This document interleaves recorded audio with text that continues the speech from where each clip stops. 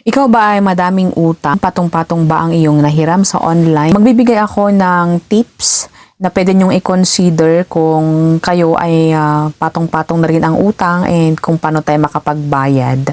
Before we go on sa mga video or sa aking tips ay kung hindi ka pa nag-subscribe, mag-subscribe na. I-hit ang bell button. Yan, hit ang bell button para ma-notify ka kung sakali ako ay may upload.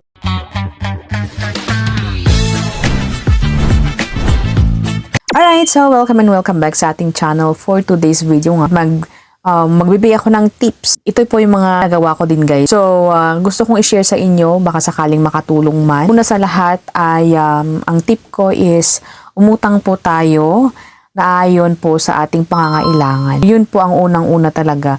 So, kunyari pag may emergency na pangangailangan in case na ubusan po tayo ng gasol, for example, ay kailangan po na ang hiramin lang natin is 1,500.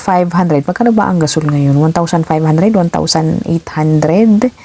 Ay, yun lang po ang ating hihiramin. Hindi po tayo, or wag po tayo mag-exceed ng kunyari 2,500 ang ating kukunin para sa ganun ay may extra namang pera. Pero isipin po natin na yung loan or yung interest niya ay malaki din na dinadagdag sa ating ginutang. So, kung ano ang kailangan po natin ay yun lang po ang ating hiramin para sa ganun ay makapagbayad din tayo. So, next na aking isi-share is kung sakali na mayroon kang utang na madami, unahin po natin na magbayad ng yung mga maliit na inutang natin. Kung sakali lang na may inutang tayo na 500 or 1,000, and then yung iba naman is 10,000, 15,000, 30,000, unahin po natin yung mas maliit.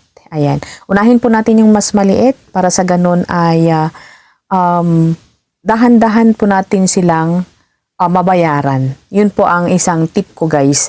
Para sa ganun is mabayaran din natin. Kasi ganun po ako guys. Grabe yung nagkapatong-patong na yung aking utang way back 2023 or 2022.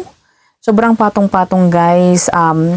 May utang ako sa isang utangan and then umutang na naman ako sa isa para ibabayad ko sa isa. Yun yatang tinatawag nilang tapal-tapal. Basta ganun guys.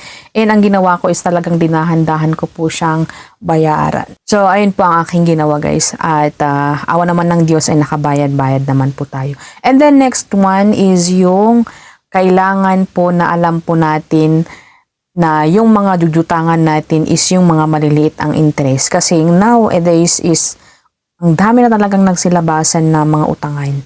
And one thing is 7 days pa talaga. And hindi talaga 7 days guys. Kasi kung mabilangin